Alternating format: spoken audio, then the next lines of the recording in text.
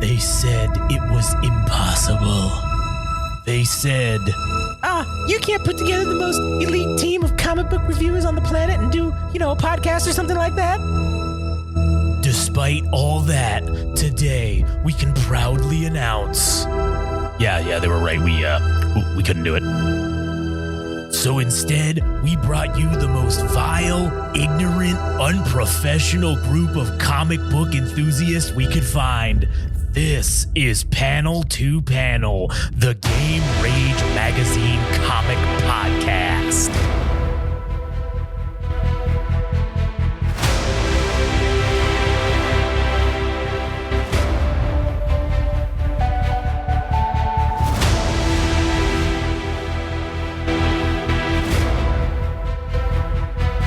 Oh yeah, everybody, here we go. Welcome back to another fine episode of your favorite comic book podcast. Shit, I just realized we gotta do episode 3 of the fucking... We got 3 episodes. Wait, how many episodes did you say? Wrestling was... 2. We have Bad Blood and Mr. McMahon episode 3. Oh, never mind. I thought that was the 3rd. Yeah. Well, thank you for... This is Panel to Panel, your favorite comic book podcast. I'm Josh. He's Adam. Mm-hmm. And speaking of other podcasts that we do, I mean, obviously today, real quick before we get into that, today we're going to be talking about V For Vendetta number 9. But before we get into that, since we're talking about other podcasts that we do, such as Game Rage Wrestling, if you're into pro wrestling, or the BFN show, if you like hearing ridiculous topics that have nothing to do with anything, you can go to YouTube and you can follow at Game Rage Magazine on YouTube. You can also like, comment, and subscribe on all our videos. Probably the easiest one-stop shop for all of your Game Rage fucking needs.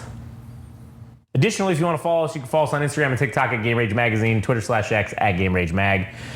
If you want to hear about music, one of our other many multitudes of podcasts, All Gas, No Trash, where we talk shit about things in the music industry and also sometimes say nice things. I mean, we do sometimes say good stuff. I think it's pretty even-handed. Yeah. You can go listen to All Gas No Trash. You can follow Adam at All Gas No Trash Official on Instagram.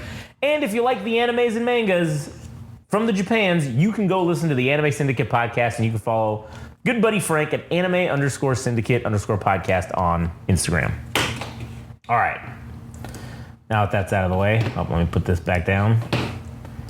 Whoops. All right. Here we go.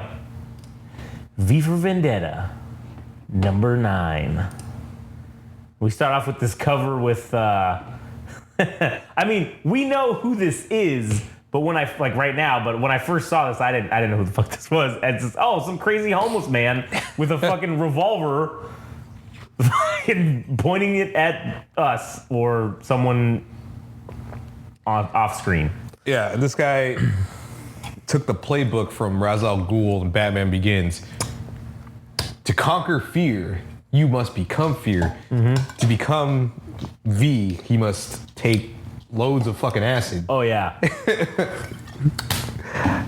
What a wild method to get inside the mind of V, codename V, as they dub him. Like, I would think that, okay, this guy's probably like the equivalent of, I don't know, like the FBI or like the Department of Homeland Security, something, right? Like, probably more FBI.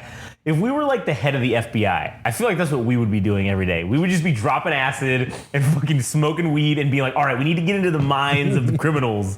So we need to do all the drugs. We need to do meth. We need to do heroin. and then when people report back to us, like, guys, what have you been doing? What are you talking about? We've been smoking weed and trying to get inside the criminal mind. Yeah, but he killed 10 more people. Like, be like, well, what do you want? We're trying to get in his head, all right? Jesus Christ. And then we say, you know what? We need to kill 10 more. We need to kill 10 people. Like, that's what we need to do. We need to really get in his brain. Anyways, so we start off with November 7th, 1998. And we start off with, what's his name? Mr. fucking Finch.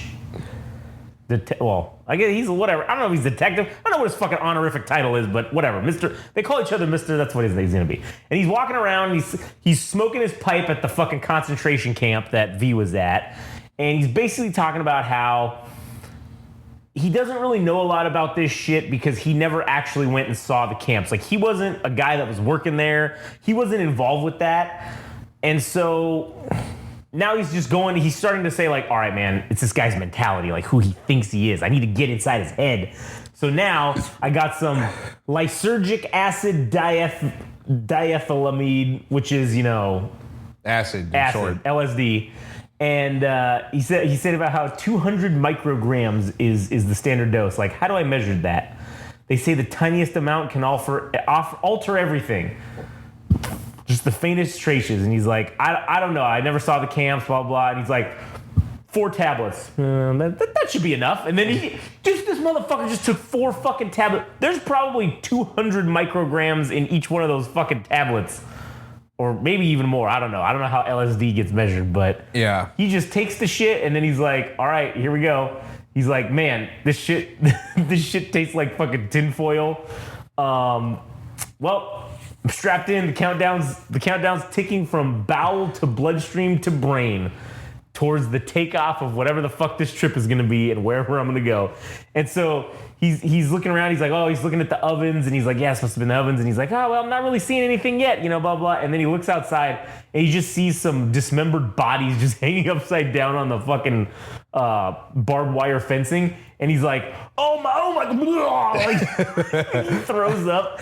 And then he goes over there and it's just fucking sugar bags of like sugar or whatever. The funny thing is, he talks briefly about how he's going to Larkhill and he's experiencing this. He's like, right? He's like, fuck, man, there's the people ovens here and there's like these dismembered bodies that he's hallucinating about. And he says something along the lines of, we needed this, right? He's like, because like I lost my family for the stability of the country. We needed this. I needed this. So he's under the delusion that Norse Fire taking over was like the right thing, but now he's not. Now he's like questioning fucking everything. Now the LSD will reveal the truth of all things. And then as this happens, he's like, oh man, I shouldn't have done this. I should not have taken this fucking LSD. I shouldn't have done this here. And he's like, but god damn it, I needed to know what it's like being this dude. And then like the thing transforms into like the camp as it was. And then he fucking transforms into wearing the fucking prison outfit, the striped jumpsuit. Yeah. And then you see his eyes, his pupils fucking dilate, and he's just like, oh man. Instead of like going on a wonderful fun trip, he's about to have a bad fucking ride. You can just see it. And he's like, man, he's talking about how the job like disturbs him, like how he hates this job because it fucks with him, and he can't do anything about it because he can't tell anyone because they'll be like, maybe we should send you to the camps there, buddy. And so he's having these flashbacks and there's all these fucking people and he's like, oh, look at them all. They're smiling and happy and like, oh, I've forgotten the color, the multiple thousands of special blends of coffee of your skin color and all this stuff. Cause it's like, it's been so, I don't know if homogenous is the right word, but it's been so homogeneously white for the last fucking however many years. He's like, he literally is like, oh, I forgot, like basically saying, I forgot what black people look like essentially. Well, not just black people, but everyone, all minorities. He's like, oh fuck, man, the world used to be so colorful. Now it's just white. Now it's just fucking bland and white. And he's just saying about how, oh man, I missed all this. Like I missed all this stuff, the food, the clothes, man. Fucking A, the food, man. The food must be so horrible in this fucking homogenous white Norse Fire fucking realm. What is it? Just potatoes and beets? Is that all we're fucking they're eating? I don't know. Why do fucking British people put gravy on everything? I don't know. Because their food tastes like shit. So you had to put gravy, you had to put sauce on everything. I saw this fucking. It wasn't a meme, but it was like a clip of a Twitter post. Mm-hmm. It's like somebody said. This person made a comment about like, man, is British food always this awful? And then some British person responded and they said, if they make it correct, yes. Damn, that's good. And basically they're all leaving, going through the wall, and he's like, wait, come on, relax, guy. Where's everybody going? Oh man, come back. Oh, but I love you guys. And then he's just fucking breaking down. He looks and he sees. He's talking about love, and then he sees what we will find out is the outline of his old flame, Delia, the doctor who's dead. Delia Surge, yeah. And she's like, oh, he walks into the room, and he's like, well, what the fuck? What? And she's like, oh, look at you, you're in your pajamas, your prison pajamas. Oh, man, why don't you go back to bed? I'm getting bacon and eggs to keep your strength up. And he's like, I don't know what's going on here. And he's like, I don't know what I'm doing here. Like, what's happening to me? I came here to find out something, and like, it was very important. It's very vital. And he starts talking about very vital to various ventures. Man, the V is already playing with his mind, man. Dude. He's like, I was gonna take a drug, and she's like, drugs? Oh, that's why I'm here. She's like, roll up your sleeves, good buddy. And she's got this syringe, and she's like, your emotional problems. Maybe you should talk to Lilliman, the padre. And he's like, I thought he was the bishop. She's like, no, he's just a pawn. And then he's down there, and he's like, and then he's like, now tell me, son, when did you stop believing in God? He's like, what? I never said that. And then you got is this the leader dude? Or who the fuck is this guy? I think it's just like the Northfire soldiers. Oh, and and they're yelling at him, don't mollycoddle him. What a fucking great word that is. Blessed sky pilots, nothing wrong with him. A shot of jungle juice won't cure, eh?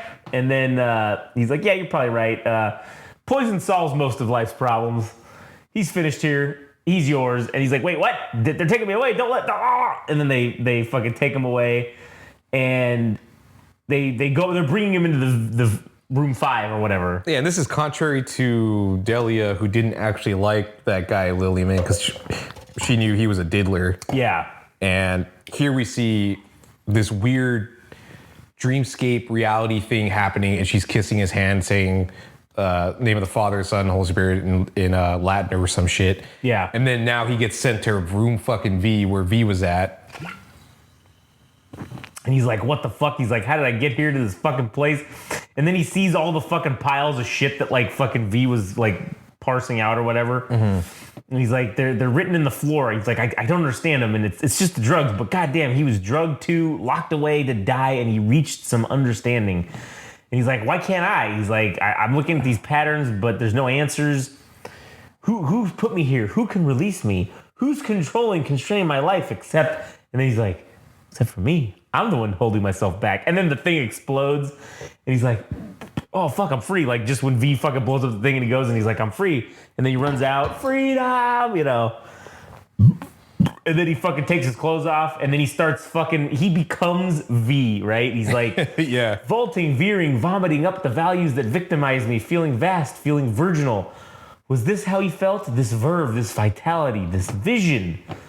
La voix, la vérité, and then la vie. And then he's standing at like Stonehenge, and he's just like fucking with his arms out. Fucking naked. Butt ass naked. Fucking all the universe's secrets have now been revealed to him because he took 4 tablets of fucking LSD. Yeah. If anything, this comic has hopefully made you realize that the reason that we got to this point of a government like Northfire taking over, or a political party like Northfire taking over, is because we individually chose not to participate in our society or in our government, and like every time we became complacent, it's like that's how we got it. Yeah. And then to get to where V's at, he experienced that through LSD, but he's like, fuck man, we really did this to ourselves. Yeah. He's like, fuck me. Well, now I know why he is the way he is. Yep, true story. So then we go back to the Shadow Gallery with Evie and V. And this whole sequence between them, you kind of start to see that, because I don't remember if it's right here or if it's further down, but basically you start to see that he talks about the destroyer and the fucking creator, right? Yeah, that's towards the end, right? All right, we'll get to that then. But basically, with this sequence, Evie's she's wanting some answers, right? Like, hey, yo, we just gonna sit around here while all this shit's going down? Like, what the fuck's happening here? Yeah, what's your will? And so then she's like, well, are we doing something or not? And he's like, do what thou wilt, Eve. That shall be the whole of the law. That was what he said. Do what you want, bitch. Like, why are you asking me? And it is funny because that is from Aleister Crowley, the Satanic Bible or whatever. Like, that is a fucking, what is it? That was like inspiration for that. The what's his name? Anton LaVey, the fucking Satanic Bible shit. Do what thou wilt shall be the whole of the law. That was the thing, right? And so basically, further pointing out the complete polar opposite of what the Northfire government is. It's order, it's do what we say, it's also about God and whatever. And so then to quote that, this anti-religious type of quote, and then also give everybody the freedom to do whatever they want, right? That's what it's about. Yeah, he's a terrorist. Well, and he's also saying it, well, I mean, he's not, well, depending on how you look at the character, and from the perspective of everybody to V, the guy's the enemy, he's the terrorist, he's the antichrist, he's like all those fucking things. But he means well, but he's preaching about people that are, well, I don't know if you want to call them bad or evil, but it's subject to opinion or subject to perspective. Yeah. So then he basically says, all right, fine. You want me to show you all my will? Here we go. Let's go then. Come this way. And so he brings her to the back, and she starts getting pissed off at him. And she's like, why does everything got to be a goddamn fucking horse and pony show over here? Like, what the fuck is going on, man? Rhymes and riddles and cryptic language. And she's like, I've been reading all this bullshit for months you've been telling me. She's like, I'm smarter. Can't you just try explaining it to me? And he's like, you asked for knowledge, Eve. And that's another thing. I noticed that after her transformation, he no longer referred to her as Evie. He's been calling her Eve. Like, he dropped that childlike, Evie was almost like a childish type of way to refer to yourself. And now she's Eve. Which she's also thrown away her childish toys in her bedroom to signify her adulthood right. And she finally has officially quote unquote grown up or whatever. And also, we'll get to that later about the creator and the destroyer type thing, but I think there's also a reason for that in there as well. But anyways, V is talking about how knowledge is like air. It's vital to life. No one should be denied it. And she's like, oh, come on. You always kept these things mysterious. If knowledge is like air, you've been suffocating me. And he's like, no, not at all. I've just been teaching you how to breathe. Come this way. And they go, he's like, regarding the air of knowledge here and condensed to liquid electricity, the facts of all society are centralized herein, a fact that's figured in society's undoing. For I have tapped their knowledge well. Soon everyone shall drink. And she's like, I bet I could work this stupid computer. You think it's really linked to fate? And he's like, yes. And fate is linked to everything. In a bureaucracy, the file cards are reality. Punching new holes, we recreate the world. And she's like, oh, are these rooms connected? And he's like, everything's connected. You must understand that knowledge is not all your heritage. It includes also courage and belief like hers that we commemorate herein, and romance. Always romance.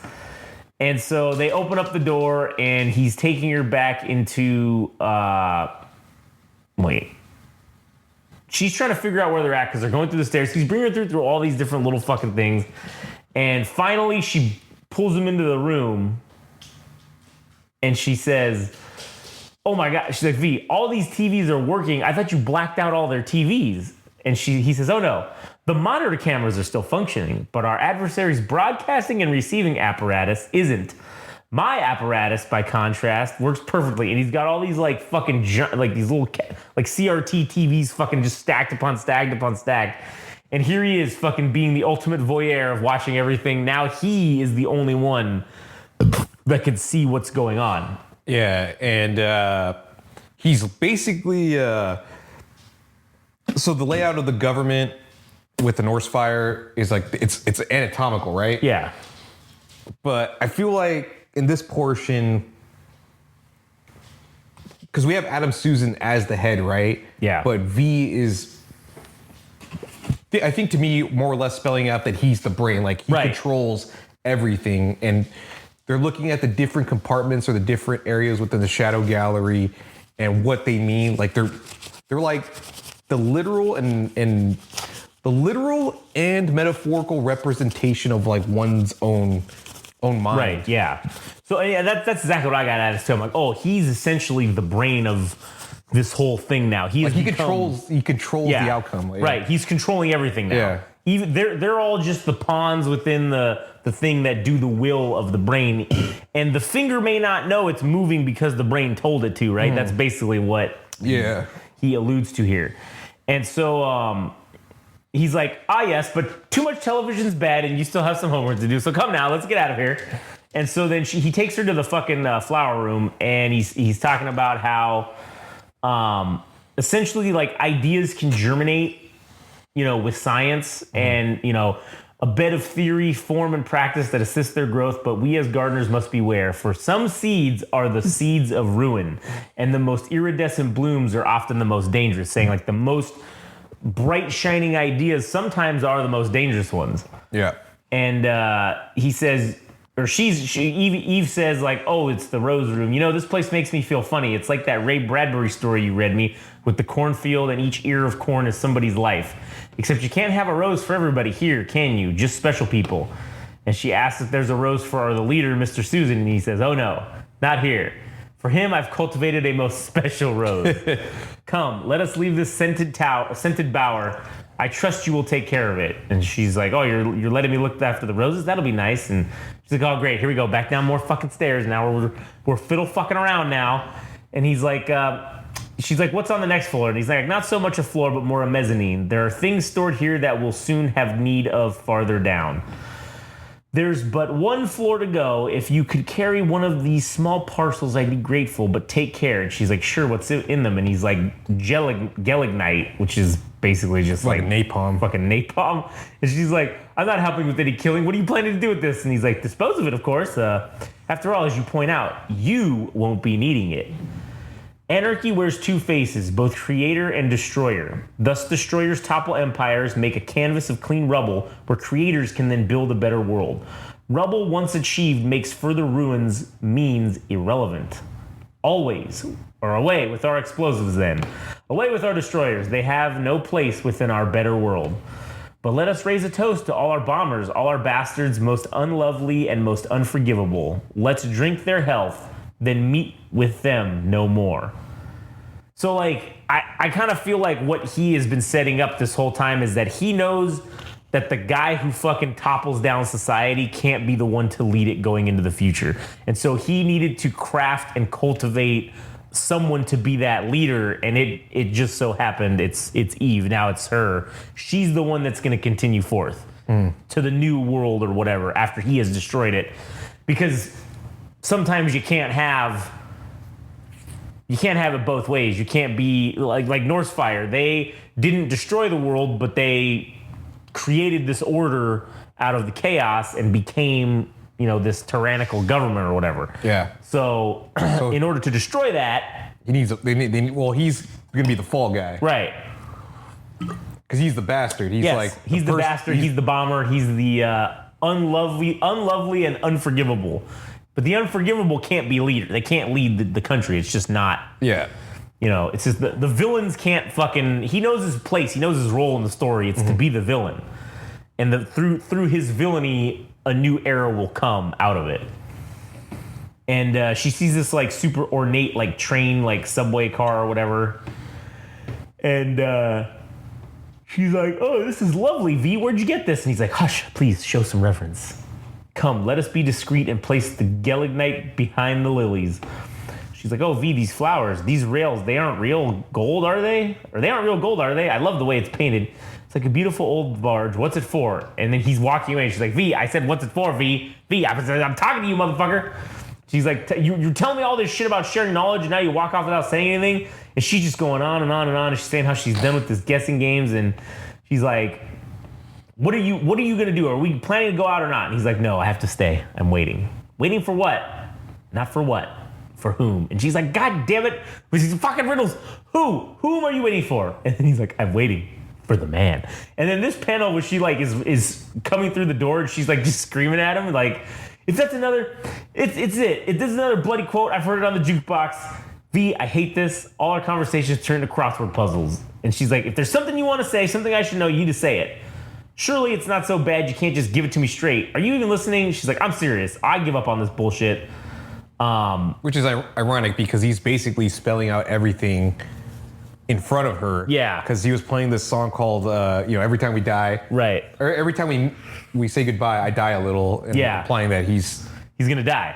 Yeah. And then also we have, and she's like, "What are you trying to tell me?" And it just says, "Farewell, my lovely." If you didn't get the hint already, yeah. Yeah, I'm gonna die, bitch. And then we go to November 9th, 1988, and we see, we get this, no one's on the road. We get this Mrs. Almond fucking with her gun beneath her pillow, waking up.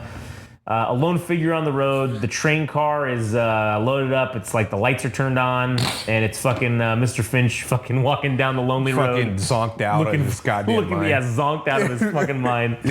Chapter 6, Vectors. And all right, so I was confused about this because I'm like, who the fuck is this? 'Cause I know we said it was Miss Etheridge or whatever, but this is Conrad Hayer's wife, Helen Hayer, if I'm not mistaken. And this is the guy that worked, I think, either at the eye or the ear. Yeah. He was spying on people having sex and shit because he's a degenerate. Mm-hmm. But this was the woman, I think, that Almond guy was coveting. Right. And his wife was like jealous that he was into her. But so this Conrad guy is like, man, I never get to have sex with my fucking wife. And she's trying to con him into overtaking the government, and she's withholding sex from him in order to do that. Yeah, and so basically, she's reading these like fucking files or whatever, and she's talking about how would someone like Creedy try to run the country? Like, oh, would he reopen the football league? Put tits on page 3 of the Party Chronicle? Ha, no. And then she fucking smacks him with the fucking clipboard. And she's like, not now, Conrad. For now, you can have a nice chocolate instead. And then she like fucking gets on him and she just fucking shoves this fucking chocolate in his mouth. She's like, there. As for the rest of the box, which she's talking about her snatch, perhaps when you're leader. And then he's just like, and he spits it out. And then we get this fucking Allie and fucking Creedy fucking meet up again.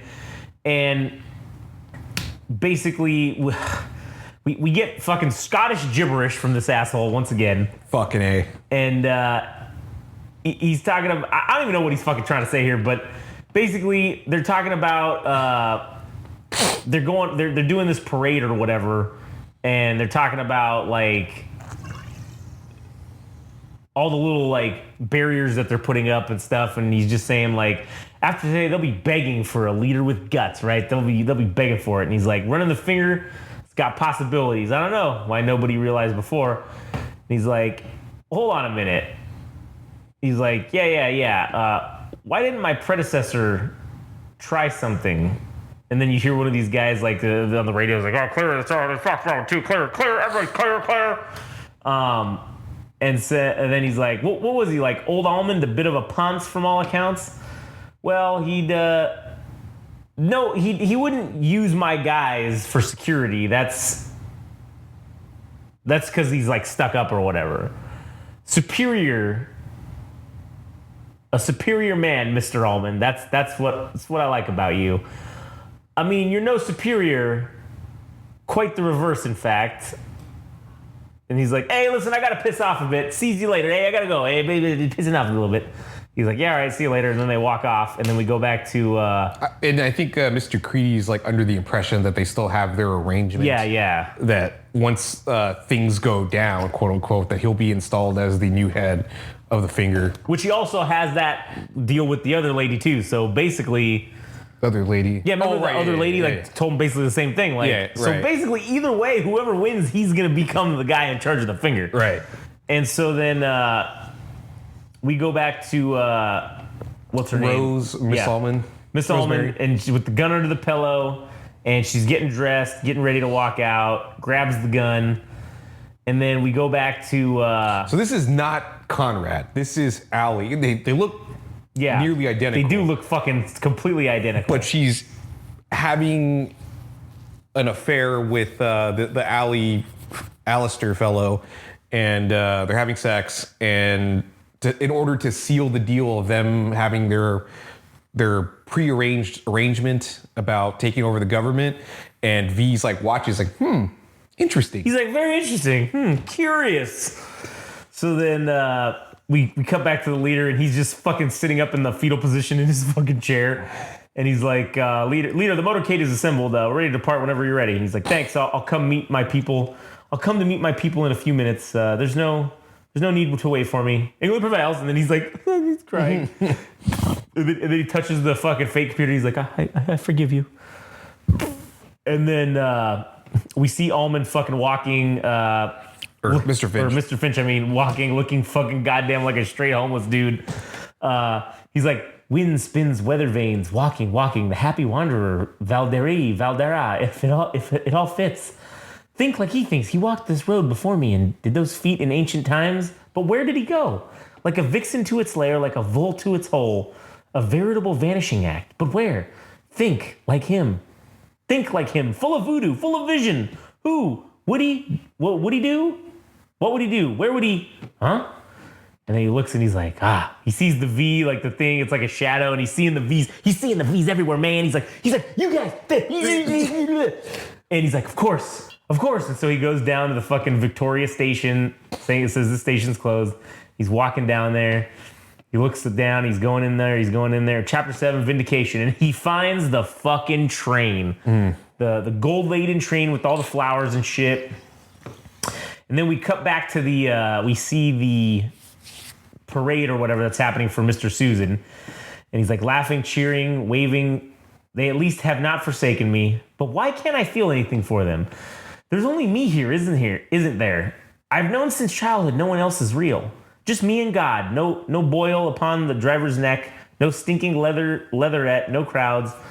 I talked to my creator about I forgot about little N-word boys on the estates and men naked in bed, rubbing together, pushing. When I grew weak, we'd talk. I talked to God while colleagues laughed. But I was vindicated. God was real, embodied in a form that I could love. When I first saw her screens, her smooth, unyielding lines, not as a woman with strange sweat and ugly body hair, but something cold, hard, sensual. We loved my God and I, but then she betrayed me. Now there's nothing. Now I am alone, except for them, waving beyond the glass. I'll try to love them more. They're all I have. Should I wave back? It mustn't look rehearsed or insincere, but be instead a gesture from the heart, as spontaneous as their own. They love me. I pass on. England prevails. And they're like, all right, cut, get disembark. Let's get out of here, fellas. Like they're the alley guys getting his dudes back. And then Finch goes inside the fucking train car and he's looking in and he's like, what the fuck is going on? And then you hear off screen, so how can you tell me you're lonely and say for you that the sun don't shine? Let me take you by the hand and lead you through the streets of London. I'll show you something to make you change your mind. And it's a vagabond looking figure with the V mask or with the Guy Fawkes mask, but it's just like a dummy or a mannequin. Fuck, what do they call that? Busking? Busking? Yeah, like it's like a homeless dude busking. Oh. With the mask. Well, I mean, it's a dummy, but yeah. It's a prop or whatever. And so then he goes, what the fuck? And then he's like, so, Mr. Finch, finally we meet. And then we cut back to the streets and they're like, fucking wave harder. Come on, where's the kids? Hasn't anyone got a flower to give them? He's like, yes, despite my fear, because it's insignificant like everything about me. Yes, though they'll kill me because if I don't, life means nothing. Yes, because our lives were wasted on your visions and they were all we had. Yes, because I can't bear what you've done to us. Yes, because history's moving my legs and nothing can stop me. And then it's what's her name, Mrs. Almond. This is her inner monologue. Inner monologue, yeah. And she's walking up to the thing, and he's like, "Oh, it's all right. I know her. High party, letting her through will look good." So then they're letting her through, not knowing. And she's like, "Yes, because your kind led us to hell, and now you say our only hope is sterner leaders." Oh yeah, this way. I'm sure the leader will appreciate. He's saying like, appreciate you. Yes, because I'm nearly there and everyone's thinking she must be important and I'm not, but I will be. He's like, stop. I want to talk with my people. Yes, because I had a life, a world, a marriage, and I valued them, but you didn't. He's like, so nice meeting someone. Do shake hands. And so then she's like, yes, because we've met a dozen times before and my Derek died for you and God, you don't even remember my face. Please don't be shy. Or he's like, please don't be shy. Yes. And she's like, yes. And she pulls out the gun and she just fucking points it right at his ass and then crack, takes him down. And then V fucking is standing there. It's cutting back and forth between her shooting the leader, Mr. Susan, and V and Finch down below in the sewer. Yeah. And Finch is reaching for his gun. V's pulling out his fucking knives. She shoots him in the face. Finch pulls out his gun. I mean, his head is just fucking blasted everywhere. V tosses a knife at him. This dude shoots, and he gets Finch gets hit in the shoulder with the knife. All the party dudes come and take her ass down. And so you see V is like just shot through everywhere, right? And so she's like, there. Did you think to kill me? There's no flesh or blood within this cloak to kill. There's only an idea. And ideas are bulletproof. And then he tips the hat. Farewell. Me lady. Milady. And then fucking Mrs. Almond is just getting fucking like just corralled by these dudes. And so then this guy pulls out the knife and he's like, blood. Flesh and blood after all. I killed you, you monster. I killed you. Ha ha. And then end. My favorite part was the part where he's like, oh, I plucked the most special rose for Adam Susan. Yeah. And then somebody was asking, like, what isn't a child gonna fucking give a flower to Adam Susan? And Rosemary was the fucking flower all along. Rosemary was the flower all along. That's so much shit to orchestrate. Dude. I mean, it's still them playing. Well, as V noted in earlier issues about people playing their roles without even knowing it. Yeah. That was her role, was to finish off Adam Susan because of her disdain for the leader, because basically used him as part of the finger. He died. He was barely recognized. They wouldn't even have a memorial for him because they had to handle this V business, and they came back to bite him in the ass. Fucking epic issue, dude. So fucking epic, man. This was so good. And what? There's one more issue after this, right? Like, so this will be coming up on the last fucking issue. And also, this is to me why the comic book is so much better than the movie. That whole exchange about Anarchy having two faces, one destroyer and one the creator. Yeah, one so good. Plays a fucking vital role in the ultimate end of this comic book. Yeah, indeed. Oh man, I can't wait. The next issue is going to be crazy. And then now we also got to figure out what we're going to replace this with in the rotation, whatever's going to be next. So we'll have that hammered out for you when we do the next episode as to what the next thing's going to be that we're going to replace V For Vendetta with when it's done, obviously, next episode. So anyways, cool. You got anything else to add? I'm good. All right. Well, anyways, if you want to hear more, you can go to YouTube, Game Rage Magazine, like, comment, and subscribe. Game Rage Magazine on YouTube, like, comment, and subscribe. Also, if you want to follow us on Instagram and TikTok at Game Rage Magazine, Twitter/X at Game Rage Mag. You can follow Adam at All Gas No Trash Official on Instagram, and you can follow our good buddy Frank at anime_syndicate_podcast on Instagram. All right, that does it for us. We'll catch you on the next one.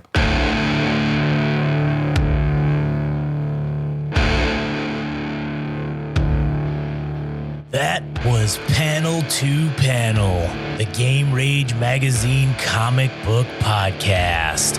Thanks for listening. If you want to know more and follow along, go to Instagram and TikTok. Follow at Game Rage Magazine. If you want to follow on Twitter/X at Game Rage Mag. Tune in next time.